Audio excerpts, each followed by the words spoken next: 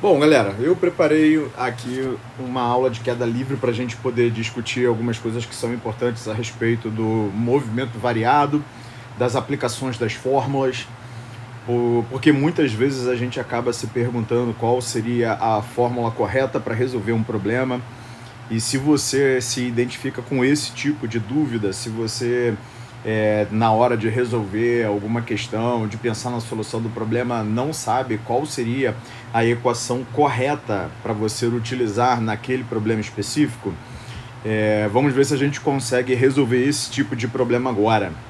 Bom, a primeira coisa importante é você saber, quando a gente fala de queda livre, a gente está falando de movimento variado. Porque quando um objeto está em queda livre, ele está em movimento com aceleração constante. Isso quer dizer o que exatamente? Que as equações do movimento variado são aplicadas na queda livre.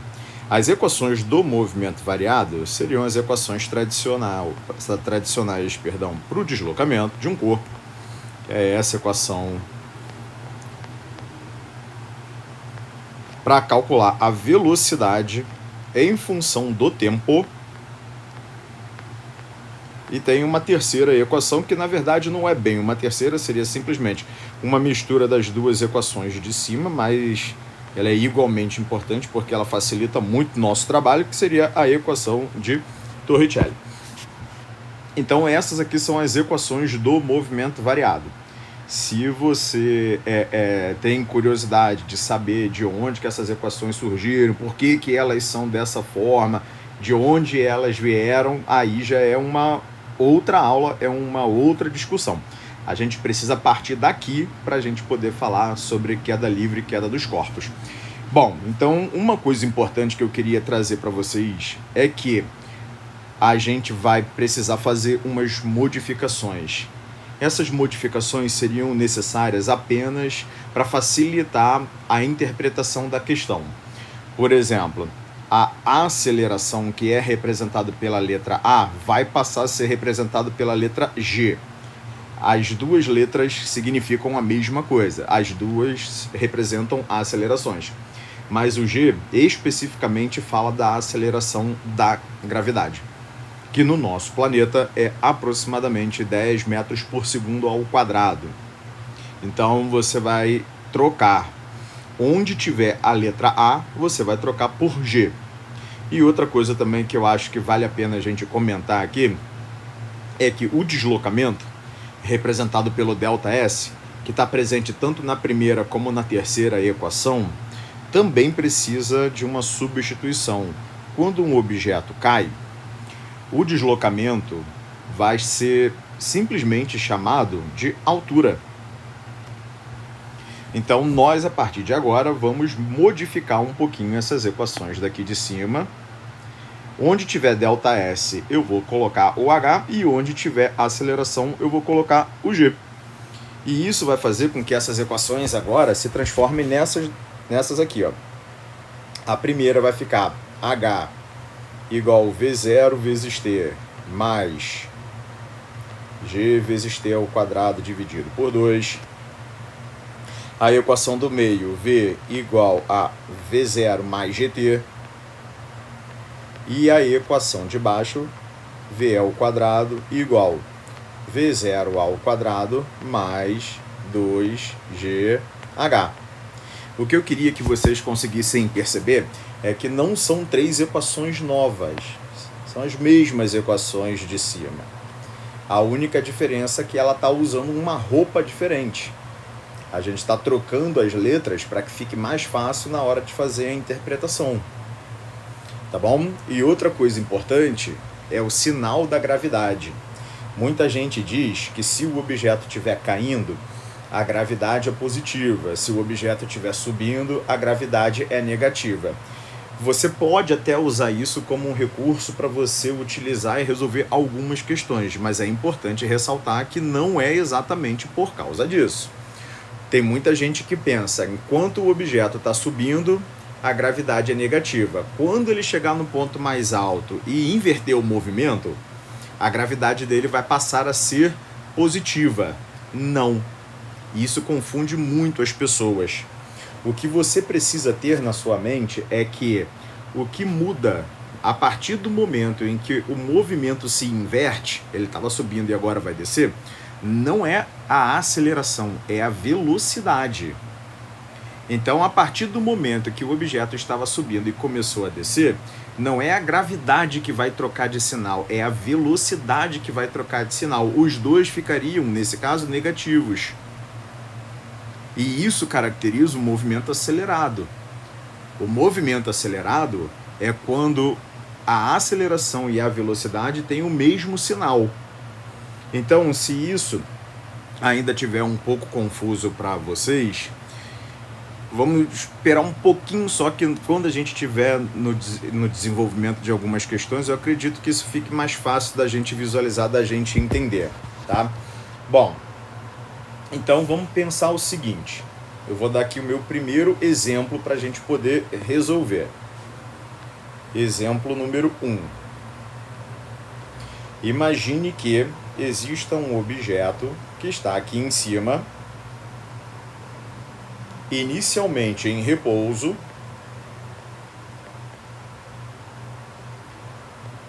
e vai cair 20 metros até chegar no chão. Levando em consideração que a gravidade do nosso planeta vale 10 metros por segundo ao quadrado, eu faço uma pergunta para vocês. Quanto tempo demora para que esse objeto consiga chegar até o solo? Agora, olha essa dica importante. Lembra que eu falei, primeira coisa que a gente precisa ter em mente é como descobrir a equação correta para resolver o problema. Então, eu vou destacar aqui para vocês o seguinte, preste atenção nessas 3 equações que estão aqui. As 3 equações possuem coisas em comum. Todas as 3, repara bem, eu estou sublinhando de vermelho, tem a velocidade inicial. V0 é uma coisa que todas as equações têm, é essencial para as equações. Mas não é só V0 que todas têm. A gravidade também está presente em todas as equações. Eu vou dizer para vocês que, como primeiro passo, vocês vão anotar V0 e vocês vão anotar G. Essas 2 medidas são fundamentais para a gente conseguir resolver o nosso problema. Elas são fundamentais. Por quê? Porque todas as equações têm V0 e G. Tirando essas 2 medidas, você vai reparar que existem grandezas que só a equação 1 consegue relacionar, que só a equação 2 consegue relacionar, coisas que são só delas, são características individuais. Por exemplo, a equação número 1 é a única equação que tem altura e tempo. Repara bem, a equação de baixo tem tempo, mas não tem altura. A terceira equação tem altura, mas não tem tempo. A única equação que tem altura e tempo é a primeira. Então, é assim que você descobre que você tem que usar a primeira equação. Porque, além dos fundamentais, se você tiver altura e tempo, você vai usar a primeira. Vamos analisar a segunda equação. Vamos fazer o mesmo tipo de análise. O que a segunda equação tem que é só dela, que as outras não têm? Ou seja, tirando o V0 e tirando o G, a equação do meio é a única que tem velocidade e tempo. Então, você vai usar a equação do meio se, por um acaso, a questão estiver relacionando tempo e velocidade. Mesma análise para a última equação, ou seja, tirando o V0 e tirando a gravidade, o que a equação 3 tem que é só dela? A velocidade e a altura. Velocidade e altura. Deixa isso aqui guardado. Vamos analisar o nosso problema agora. Eu vou falar para vocês buscarem aqui uma tabelinha com as informações. Então, por exemplo, a palavra repouso significa que a velocidade inicial dela é 0. Ele estava parado. E isso é uma informação importante para a gente. A gravidade vale 10, né? 10 metros por segundo ao quadrado. A altura é 20 metros e a pergunta é o tempo. Você tem que começar anotando o V0 e o G, pois eles são fundamentais. Todas as equações têm. Então você vai chegar aqui no cantinho, vou virar a página, você vai fazer assim, ó. V0 igual a 0. Gravidade igual a 10 metros por segundo ao quadrado. Tirando esses dois, mais o que a gente tem? Ele deu 20 metros de altura, então temos o valor do H, e ele está pedindo para a gente calcular o tempo. Então, H é igual a 20 metros, e ele pediu para a gente calcular o tempo. Bota o tempo como um ponto de interrogação. É aqui que você tem que se concentrar. Você precisa de uma equação que tenha altura e tempo. A equação que tem altura e tempo é a primeira. Você vai reescrever essa equação. H V0 vezes T mais G vezes T ao quadrado sobre 2. E agora você vai substituir as informações. Lembrando que esse objeto está em queda, então o deslocamento dele é para baixo e a gravidade também é para baixo. Eu vou voltar no desenho para vocês repararem aqui que os únicos dois vetores que nós temos, ó, o primeiro vetor é o deslocamento, indica 20 metros para baixo, e a gravidade é o segundo vetor, indica 10 metros por segundo ao quadrado para baixo também. A escolha do nosso referencial é que o que apontar para baixo fique positivo, porque fica mais fácil da gente resolver o problema considerando sinais positivos. Então, no lugar da altura, você vai colocar 20 positivo e no lugar da gravidade você vai colocar 10 positivo. Então, ficaria H... Não, perdão, peraí. H a gente tem o valor, ó. No lugar do H você vai colocar 20. A velocidade inicial é 0. Olha aqui, ó. Isso quer dizer que 0 vezes t, você pode cortar essa primeira parte da equação. Não importa qual seja o valor de t, você vai multiplicá-lo por 0. Agora, a segunda parte da equação que a gente tem aqui é gravidade, que é 10, vezes tempo ao quadrado, sobre 2. E agora, o que você pode fazer? Do lado direito, você tem uma conta que é possível de ser feita, que é o 10 dividido para 2, que vai dar 5. E no lado direito, no lado esquerdo, você repete. 20 igual a 5 vezes t ao quadrado. Jogo 5 dividindo para o lado esquerdo. Você sabe que 20 dividido para 5 é 4. Então, nós temos que t ao quadrado é igual a 4. Ou seja, t é raiz quadrada de 4, 2 segundos. E é assim que a gente vai conseguir descobrir agora o tempo de queda. Esse é um tipo de técnica que eu acho interessante de colocar para vocês. Resumindo aqui o que nós fizemos, né?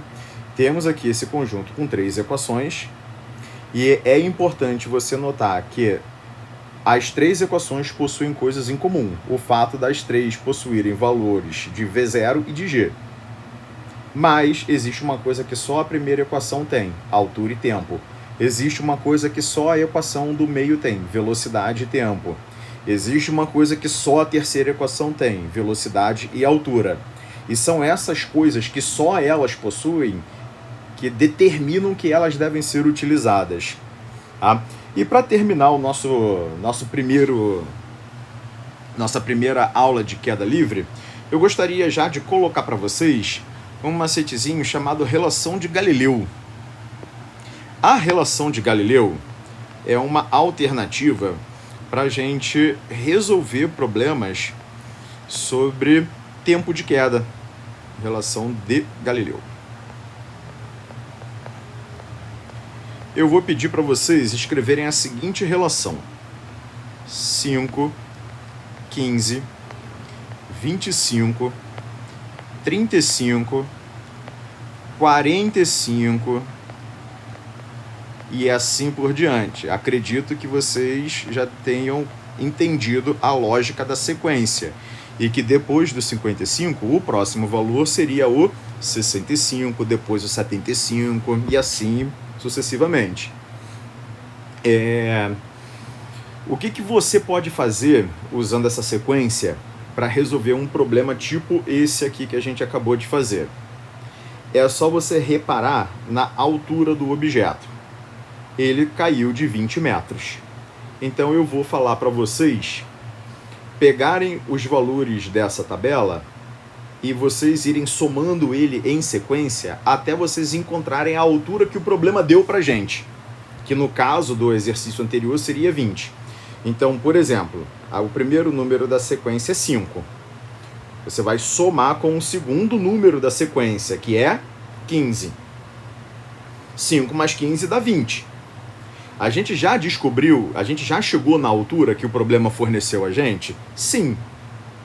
5 mais 15 é 20.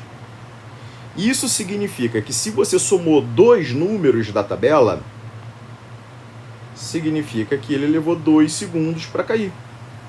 E se você tivesse somado 3 números da tabela, significaria que ele caiu em 3 segundos e assim por diante. Posso fazer mais um exemplo desse aqui, só para a gente poder garantir o entendimento. Imagine uma questão onde a gente tem um objeto em repouso e que dessa vez ele vai cair 80 metros de altura até bater no chão. Aqui é o chão. Considerando a gravidade 10 metros por segundo ao quadrado, aquela perguntinha: a gente consegue descobrir o tempo de queda? Bom, você pode fazer pela equação ou você pode fazer pela relação de Galileu. Se você fizer pela equação, você lembra que esse problema é igualzinho ao exercício anterior. A única diferença é que a altura deixou de ser 20 e passou a ser 80. Logo, a gente deveria resolver do mesmo jeito caso a gente utilize a equação. Certo? Essa é a equação que a gente vai utilizar. No lugar do h, você vai colocar o 80. A velocidade inicial é 0, então você pode cortar essa primeira parte aqui, ó, que 0 multiplicado pelo tempo vai dar 0. A gente sabe que a gravidade é 10 e o tempo é o que a gente está tentando descobrir quanto que vale. E aí, repetindo a mesma lógica da questão anterior, 80, 5 vezes t ao quadrado. Jogo 5 dividindo, e nós sabemos que 80 dividido para 5 é igual a 16. E que a raiz quadrada de 16 é igual a 4 segundos. Então, eu já coloco dessa vez a resposta direto. Então, 4 segundos para o objeto atingir o solo. Ah, Fábio, e usando a relação de Galileu? Vamos lá, pega aquela sequência. 5 mais 15 dá 20. Chegou no 80? Não. Então, continua. Mais 25. Temos aqui o quê? Temos aqui 45. Chegou no 80? Não. Então, continua. Mais 35. Certo? Só conferindo aqui a sequência. Ó. 5, 15, 25, 35, 45, 55, 65. Eu reparei que se eu somar os 4 primeiros números da sequência, eu consigo encontrar o 80. E como eu tinha falado para vocês, se eu somei os 4 primeiros números, significa que ele leva 4 segundos para cair. O mesmo resultado que a gente descobriu utilizando a equação. Olha, eu espero que essa aula sirva para vocês, né? E que dê de certa forma, que ele consiga contribuir para que vocês, a partir de agora, consigam seguir o raciocínio das outras ideias. Mas eu volto aqui com mais informações em breve.